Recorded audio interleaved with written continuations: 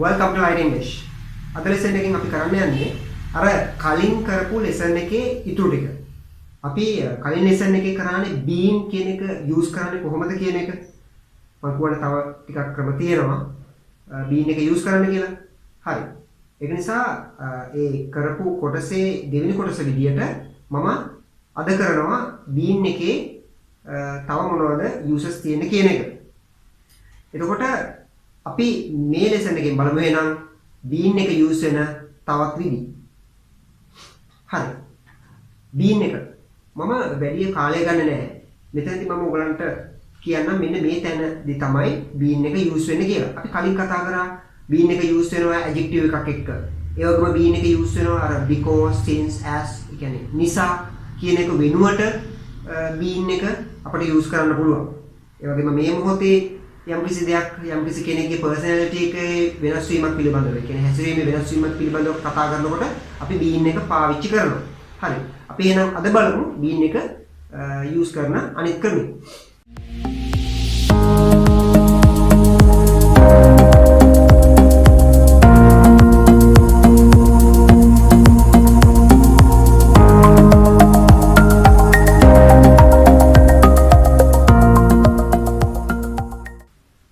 කියන්න ඕනේ been එක use කරනවා been එක අපි use කරනවා passive voice sentences වලදී.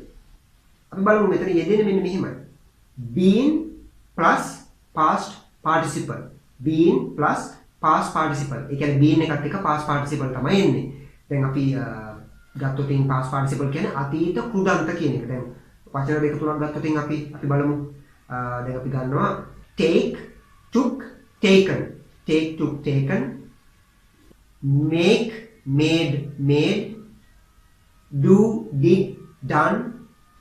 Work, worked, worked. ඔන්න මේ විදිහට අපි වචන සෙට් එකක් ගත්තාම ඔකේ පළවෙනි තීරුව ගත්තාම ඔක අපි කියන්නේ ඉන්ෆිනිටිව් කියලා. එහෙම නැත්නම් බේස් verb එක කියලා.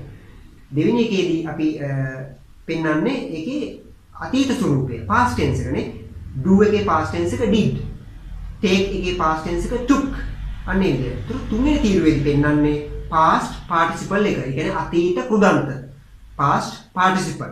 ඒතර තුන්වෙනි තීරුවේ පෙන්වන්නේ ඒක. අපි irregular verbs ගත්තාම තුන්වෙනි තීරුව නිතරම වෙනස් වෙනවා. regular verbs ගත්තාම ඒකේ දෙවෙනි තීරුවයි තුන්වෙනි තීරුවයි එකයි. ඒ කියන්නේ work, worked, worked. හරිද? play, played, played. ඒතර දෙවෙනි තීරුවයි තුන්වෙනි තීරුව එකයි. ඒ කියන්නේ past tense එකයි past participle එකයි. right. ඔන්න ඕක තමයි අපි අද කතා කරන්න යන්නේ been එක යෙදෙනවා past participle එකත් එක්ක. හරි. දැන් මම කියවනේ මේක passive voice එක කියලා යෙදෙන්නේ. passive voice එකේ මොනවා එක්කද මේක යෙදෙන්නේ? ඇත්තටම අපි passive voice ගැන කතා කරද්දී present continuous tense එක සහ past continuous tense එකත් එක්ක තමයි මේක යෙදෙන්නේ passive voice වලදී. ඔයගොල්ලෝ දන්නවා continuous tense කිව්වම මොනවද කියලා. මම ඒ නිසා මේවා දීර්ඝ වශයෙන් හඳුන්වා දෙන්න යන්නේ නැහැ. මොකද මේ active voice passive voice මේවා වෙනමම lessons. ඉතින් මෙන්න මේවා කරන්න වෙලාවක් නැහැ. නමුත් මම මේ යෙදෙන තැනයි ඔයගලන්ට පෙන්වන්නේ. එතකොට අපි continuous tense එක ගත්තාම present continuous කියන්නේ මේ වර්තමානයේ වෙමින් පවතින දෙයක්. I am eating an apple. He is building a house. She is making a coffee. අන්න ඒ වගේ මේ වර්තමානයේ වෙමින් පවතින දෙයකට අපි කියනවා continuous කියලා. කියන්නේ present continuous. past continuous කියන්නේ යම්කිසි අතීතයේ යම්කිසි මොහොතක වෙමින් පැවතිච්ච ක්‍රියා. He was making a kite. He was repairing the car. She was washing my clothes. අනිවාර්ය. ඒක අපි කිව්වේ active voice වලින්. එතකොට ඔන්න ඔය present continuous එකයි past continuous එකයි අපි passive voice වලට හරවනකොට අන්න එතන been කියන එක එදෙනවා. අපි උදාහරණ මගින්ම බලමු. අපි මුලින්ම මේකේ වෙනස පැහැදිලි කරගන්න ඕන නිසා අපි ගමු active voice sentence එකක්. ඊට පස්සේ අපි ඒක හරවමු passive voice වලට. passive voice වලදී හරවද්දී අපි බලමු been එන්නේ කොහොමද කියලා. active voice sentence එකක් ගන්න ඕනේ. ඒ කියන්නේ subject එක, ඊට පස්සේ verb එක, ඊට පස්සේ object එක. My mother is cooking dinner. My mother is cooking dinner. ඒ කියන්නේ මගේ අම්මා රෑ කෑම පිළියෙල කරමින් සිටී. ඒ කියන්නේ මගේ අම්මා මේ වෙලාවේ රෑ කෑම හදා තමයි ඉන්නේ. ඒකයි ඒ අර my mother is cooking dinner කියලා කිව්වේ. මම කියවනේ present continuous tense එක යම්කිසි ක්‍රියාවක් වෙමින් පවතිනවා. එතකොට my mother is cooking dinner. my mother කියන්නේ subject එක, is කියනවා verb එක නේද? is cooking. එතන දෙනවා verb එක. එහෙනම් ඔබ්ජෙක්ට් එක. කර්මය මොකද්ද? ඒ කියන්නේ එයා උයන්නේ මොනවද? dinner. රෑ කෑම. එතකොට ඔයාට එනවනේ ප්‍රශ්නේ my mother is cooking. මොනවද? cooking මොනවද? රෑ කෑම. ඒක තමයි ඔබ්ජෙක්ට් එක. dinner. ඔන්න ඔය වගේ වාක්‍යයක් අපි පැසිව් වොයිස් වලට හරවද්දී ඔබ්ජෙක්ට් එක ගන්නවා මුලට. ඒ කියන්නේ dinner කියන එක. dinner කියන එක ගන්නවා මුලට. dinner කියන එක අරගෙන ඊට පස්සේ ඕගොල්ලෝ දන්නවනේ am is are he she it වලට අනුව වෙනස් වෙනවනේ. I am we are you are he she it is they are. දැන් මේ වගේ am is are ඒ කතරුට එනවනේ. ඒතකොට dinner කිව්වම it එහෙනම් ඒකට අදාළ වෙන්නේ is කියන පදේ. එහෙනම් dinner is අන්න පැසිව් වොයිස් වෙනවා මෙතනදී been කියන එක එනවා. එහෙනම් been සමග past participle එක තමයි එන්නේ. been මොකද past participle එක? cooked. cooked. එහෙනම් තුන්වෙනි තීරුවේ පදේ එන්නේ cooked. එහෙනම් dinner is being cooked by my mother. එතකොට මේක ඇත්තටම by my mother කියන එක කියන්න අවශ්‍යම නැහැ. නමුත් අර මම වාක්‍ය හරියටම පෙන්වන්න ඕන හින්දා තමයි ඒක කිව්වේ සම්පූර්ණ වශයෙන් නැතුව එම ලොකුවට ඒක කියන්න අවශ්‍ය වෙන්නේ නැහැ. එහෙනම් dinner is being cooked by my mother. මගේ අම්මා විසින් රෑ කෑම පිළියෙල කරමින් සිටී. දැන් රෑ කෑමට බෑනේ රෑ කෑම පිළියෙල කරන්න ඒක කවුරු හරි කරන්න ඕනේ. ඒ කවුරු කරන්න ඕනේ. ඒකින්ද තමයි කර්මකාරක වාක්‍යයේදී පැසිව් වොයිස් වලදී අපි අර by කියන එක දැම්මේ. dinner is being cooked by my mother. එතකොට ඔයගොල්ලෝ තේරුම් ගන්න ඕනේ ওই වාක්‍ය දෙකේම තේරුම එකයි. අර ප්‍රකාශ කරන විදියේ වෙනසක් විතරයි තියෙන්නේ. වාක්‍ය දෙකේම තේරුම එකයි. ප්‍රකාශ කරන විදියේ වෙනසක්. මුල්ම වාක්‍ය අපි කියන ඇක්ටිව් වොයිස් වලින් ඒ කියන්නේ කතෘ අම්මා ඒක දාගෙන වාක්‍ය කියනවා. දෙවෙනි වාක්‍යයේදී අපි ඔබ්ජෙක්ට් එක, ඒ කියන්නේ කර්මය ඉස්සරහට අරගෙන වාක්‍ය නිර්මාණය කරනවා. ඉතින් තේරුම දෙකේම එකයි. වචන වල ප්ලේස්මන්ට් එකේ වෙනසක් තමයි තියෙන්නේ. එතකොට my mother is cooking dinner. dinner is being cooked by my mother. ඒ විදිහට. පිටා එකක් ගමු. he is building a house these days. he is building a house these days. මේ දවස්වල ඔහු ගෙයක් සාදමින් සිටී. ඒ කියන්නේ ඔහු හදනවා මොකද්ද? ගෙයක්. දැන් මේ දවස්වල කරමින් ඉන්නවා ඒක. ඒකයි ඒ කියන්නේ he is building a house these days. එහෙනම් මොකද්ද හදන්නේ? ගෙයක්නේ. ඒක තමයි ඔබ්ජෙක්ට් එක. ඒක ගන්න ඉස්සරහට. a house he she it නේ. ඒතකොට house නම් it. එහෙනම් is. a house is being built by him. a house is being built by him. ඔහු විසින් ගෙයක් සාදමින් සිටී. ඒ කියන්නේ මේ දවස්වල ඔහු විසින් ගෙයක් සාදමින් ඉන්නවා කියන එක. එතකොට ඔයගලන්ට ඔක පැටලෙන්නේ නැහැ අත් වශයෙන්ම. දැන් ගෙයකට බෑනේ ගෙයක් හදන්න. ඒක කවුරු හරි කරන්න ඕන. ඉතින් පැසිව් වොයිස් වලදී වෙන්නේ අපි සාමාන්‍යයෙන් අර කරන කෙනා අපිට වැඩි ඉම්පෝටන්ට් නැත්තම් අපි ඒක කියන්නේ නැහැ. නමුත් මම වාක්‍ය තේරුම් ගන්න ඕන ඉඳ තමයි අර by him කියන කැලලත් අකට එකතු කරේ. They are repairing the roof. They are repairing the roof. ඒගොල්ලෝ වහල අලුත් වැඩියා කරමින් සිටිනවා. ඒ කියන්නේ දැන් මේ වෙලාවේ මේ දවස්වල මේ වෙලාවේ මේ කාලේ කරන දෙයක් repair කරමින් තිබෙනවා. They are repairing the roof. ඒගොල්ලෝ වහල අලුත් වැඩියා කරමින් සිටිනවා.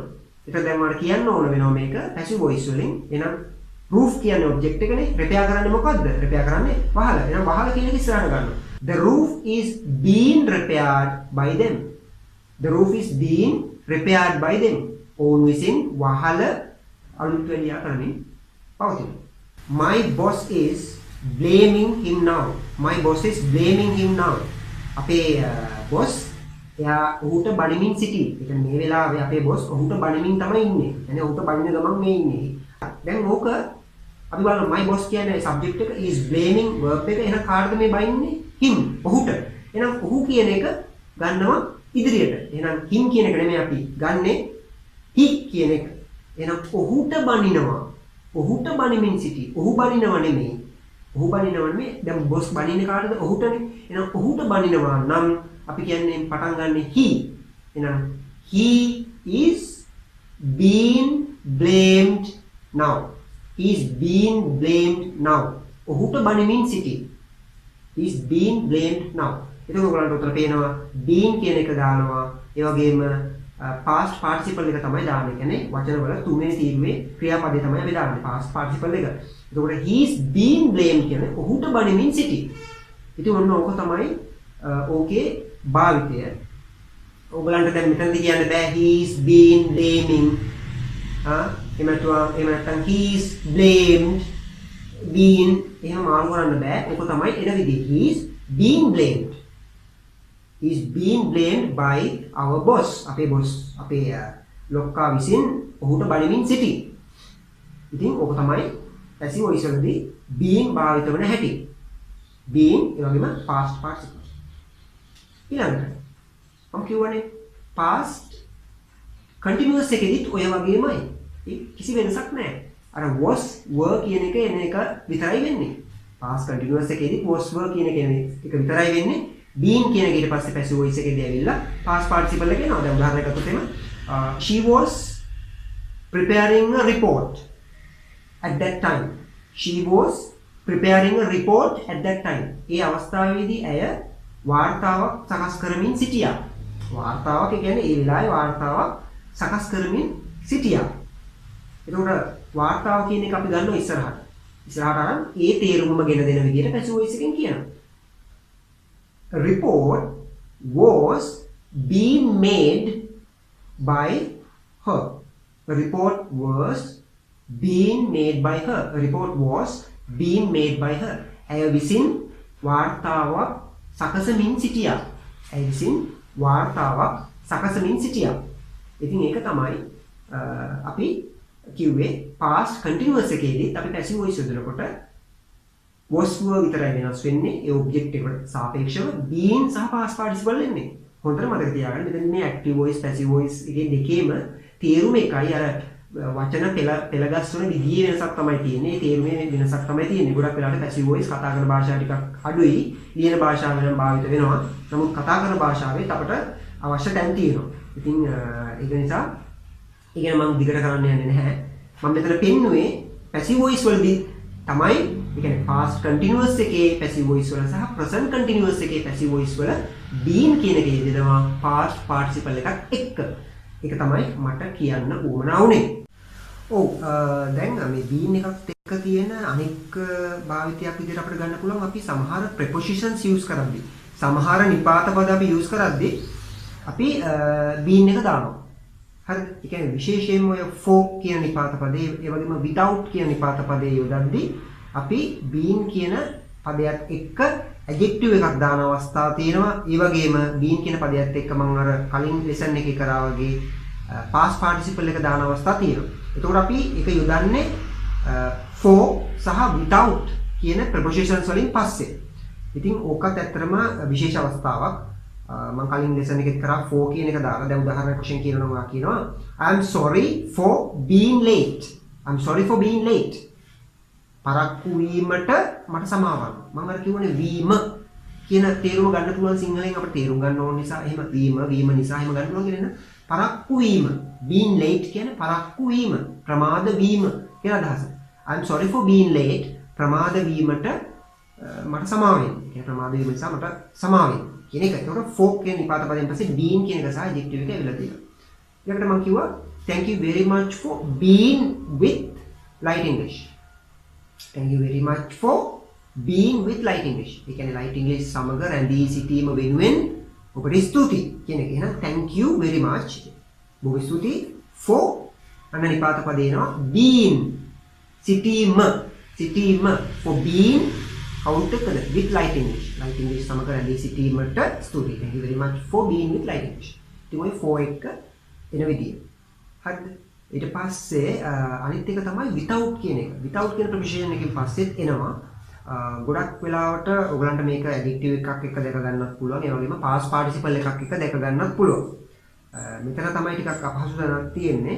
නමුත් ඒක භාවිතයෙන්ම තමයි තේරුම් ගන්න වෙන්නේ. වාක්‍ය 15ක් 20ක් මේක බලලා ඒ විදිහට තමයි තේරුම් ගන්න. මොකද මේක අර 100% සිංහලෙන්ම මේක හරවන්න බෑ. ඒ භාවිත වෙන අවස්ථාව අනුව. දැන් උදාහරණයක් අපි බලමු. දැන් අපි කිව්වොත් එහෙම without දාලා she did the washing up without being asked. එතකොට she did the washing up කියලා කියන්නේ ඇය රෙදි ටික හේදුවා. she did the washing up.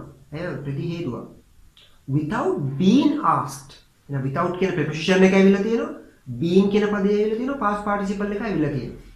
so without being asked කියලා කියන්නේ අපිට තනි වචනයෙන් කිව්වොත් අපි කියන්න පුළුවන් ඒ කියන්නේ කැමැත්තෙන්ම willingly එහෙම නැත්නම් voluntarily නැත්නම් deliberately හරිද? එයා කැමැත්තෙන්ම ඒක කරා. ඇය කැමැත්තෙන්ම රෙදි ටික හේදුවා. ඒ කියන්නේ කවුරුත් කිව්වේ නැහැ හොදන්න කියලා. ඇය බොහොම ඇය ස්වයංව ඒක කරා. හිතලා ඒක කරා. කවුරුත් කිව්වේ නැහැ ඔයා මේක කරන්න අර කරන්න කියලා කවුරුත් කිව්වේ නැහැ. ඉතින් ඒක තමයි ඔය කෙටි කරලා කියලා තියෙන්නේ. ඉතින් වාක්‍ය දෙකකින් වගේ කියන්න ඕන දේ තමයි ඔය එක වාක්‍යයකට දාලා කියලා දෙන්නේ. හරියට නිකන් මෙන්න මේ වගේ. She did the washing up. No one told her to do it. She did the washing up. ඇය රෙදි ටික හේදුවා. No one told her to do it. කිසිම කෙනෙක් කිව්වේ නැහැ ඒක කරන්න කියලා. හැබැයි ඒක එයාම හිතලා එයා කරා. අන්න ඒ වගේ දෙයක්. ඒතර මේ වාක්‍ය දෙක එකට කරලා තියෙනවා මෙතනදී. ඒතර හරියටම මේකේ සිංහලෙන් 100ක් ට්‍රාන්ස්ලේට් කරලා ගන්න අමාරුයි. අර වගේ වාක්‍ය දෙකක් තමයි මේක එකට කරලා තියෙන්නේ. ඇයි රෙදි ටික හේතුවා. හැබැයි කිසිම කෙනෙක් කිව්වේ නෑ එයාට ඒක කරන්න කියලා කිසිම කෙනෙක් කිව්වේ නෑ. ඒතර අපි තනි වාක්‍ය ගන්නවා. She did the washing up without being told. එහෙනම් without being asked. ඒ කියන්නේ ඇයගෙන් හරි. එතකොට මෙතන passive voice වාක්‍යයක් වෙනවා. මොකද මෙතන ඒ being asked කිව්වහම ඒක යොමු වෙනවා she කියන කතෘ එකට. ඒ කියන්නේ ඇය ගැන තමයි මේ කතා කරන්නේ. ඇයට එහෙම නැත්නම් ඇයගෙන් ඇසීමකින් තොරව ඇය රෙදි ටික හේදුවා. ඇයගෙන් ඇසීමකින් තොරව. ඒ කියන්නේ කවුරුත් ඇයගෙන් ඇහුවේ නැහැ. එහෙම නැත්නම් කවුරුත් ඇයට කිව්වේ නැහැ මේක කරන්න කියලා. ඒ කීමකින් තොරව ඇයට කීමකින් තොරව ඇය රෙදි ටික හේදුවා. ඒක තමයි කියන්නේ she did the washing without being asked. ඒ කියන්නේ ඇයගෙන් කවුරුත් ඇහුවේ නැහැ. ඒතකොට ඒක යොමු වෙනවා passive voice විදියට ඇය කියන එක විතර. ඒ කියන්නේ ඇය කිව්වා නෙමෙයි. ඇයගෙන් ඇයට කවුරුත් කිව්වේ නැහැ. ඇය වැඩේ කරා. ඒවා. තව එක උදාහරණයක් ගමු. He does the job well without being told. He does the job well without being told. ඒ කියන්නේ he does the job well. ඔහුගේ රැකියාව කරනවා. No one tells him to do it. කිසිම කෙනෙක් කියන්නේ නැහැ ඔහුට ඒක කරන්න කියලා. ඔහුගේ රැකියාව හොඳින් කරනවා. ඉතින් ඔය වාක්‍ය දෙක අපි සම්බන්ධ කරනවා. හරිද? He does the job well without being told. ඒ කියන්නේ ඔහුට මේක passive voice කියලා මම කියවනේ. ඒතකොට කතෘ ගැන තමයි මේ කතෘ පැත්තට තමයි මේක යොමු වෙන්නේ. ඔහුට කීමකින් තොරව ඔහු ඔහුගේ රැකියාව හොඳට කරනවා. ඒ කියන්නේ කවුරුත් ඔහුට කියන්න ඕනේ නැහැ මේක මේ විදිහට කරන්න මේක අර විදිහට කරන්න. කවුරුත් කියන්න ඕනේ නැහැ. ඔහුට උපදෙස් දීමකින් තොරව ඔහුට කීමකින් තොරව ඔහු ඔහුගේ රැකියාව හොඳින්ම කරනවා. He does the job well without අන්න preposition එක being told. being told කිව්වහම ඔහුට වෙනවා. ඔහුට කීමකින් තොරව ඔහු රැකියාව හොඳට කරනවා. ඉතින් ඒකයි මම කිව්වේ මේ සිංහලෙන් එක හරියට පැහැදිලිව ට්‍රාන්ස්ලේට් කරන්න බෑ. නමුත් ඒකේ තේරුම තමයි කවුරුත් උන්ට කියන්නේ නැහැ මේක කරන්න අර කරන්න ඔයා මේ විදිහට කරන්න අර විදිහට කරන්න කියලා. ඔහුගේ රැකියාව හොඳට කරනවා. without being told. කවුරුත් ඇඟිල්ලෙන් එනන කියන්න ඕනේ නැහැ. ඔහුට කියන්න ඕනේ නැහැ. ඒක තමයි මෙතන කියන්නේ. He does the job well without being told. That means no one has to tell him. කියන එක. ඉතින් ඔන්න ඔය prepositions දෙක for කියන එක without කියන එක ගොඩක් දුරට භාවිත වෙනවා. ඉතින් ඒක ඔළුවේ තියාගන්න. ඒ වගේම මේ තැන් දෙක තමයි චුට්ටක් තේරුම් ගන්න අමාරු වෙන්න ඔයගලන්ට. ඒක භාවිතයෙන් තමයි ඉගෙන ගන්න වෙන්නේ. ඉතින් උදාහරණ 15ක් 20ක් ඔය වගේ අරගෙන ඔයාම හිතලා ඒක මේ තේරුම් ගන්න පුළුවන්. එතකොට without කියන එක එනවා, been කියන එක එනවා, past participle එක එනවා. එතකොට passive voice තමයි වාක්‍ය වෙන්නේ. එතකොට අර අවධානය යොමු වෙන්නේ කතෘ වෙත. අපි මුලින් කියන එක විතර මම මුලින්මත් කිව්වේ she did the washing up without being asked. එහෙනම් අර ඒ කියන්නේ ඇයගෙන් ඇසීමකින් තොරව. ඇයට කීමකින් තොරව ඇය වැඩේ කරා. ඒකයි ඒ කියන්නේ. ඉතින් අර වාක්‍ය දෙක තුනක ඒවා එක වාක්‍යකින් කෙටි කරලා තියෙනවා. ඒ වගේම passive voice විදියට මේක හැරවිලා තියෙනවා. ඉතින් ඒක නිසා ඔකත් එක්තරා අපි කියන්නේ grammar ගත්තාම පොඩි ආර්ට් එකක් නේ. අපි භාෂාවක් කතා කරනකොට ඉතින් බොහොම ලස්සනට ඔක කතා කරන්න පුළුවන්. ඔක ඔයගේ දේවල් ඉගෙන ගත්තොත් ඉතින් ඒ වගේම ගොඩක් ඔයගලන්ට පොත්පත් වලත් ඔක තියෙනවා කියවනකොට. ඒ නිසා උදාහරණ 10ක් 15ක් 20ක් ඔයගොල්ලන්ම ඔය සම්බන්ධයෙන් එකතු කරගත්තොත් ඔයගලන්ට වෙන වෙනම බලලා තේරුම් ගන්න පුළුවන්. ඒක උත්සාහ කරොත් ඔයගලන්ටම තේරෙනවා. එතකොට මේ අමුතුවෙන් ඕක ගැන වද වෙන්න ඕනේ නැහැ. හරි. මම හිතනවා දැන් ලෙසන් එක තේරෙන්නේ නැති. මේක තමයි මට බීන් ගැන කරන්න තියෙන්නේ. මම අර ලෙසන් එකේ අර පහුගිය ලෙසන් එකේ ටිකයි මේ ලෙසන් එකේ ටිකයි ගත්තාම ඔයගලන්ට බීන් ගැන සෑහෙන අවබෝධයක් එන්න ඇති. ඒ නිසා අනිවාර්යයෙන්ම හොඳට බලලා හොඳට කියවලා මේවා ඉදිරියට පාවිච්චියට ගන්න. Right. Thank you very much for being with Light English. See you again with another lesson.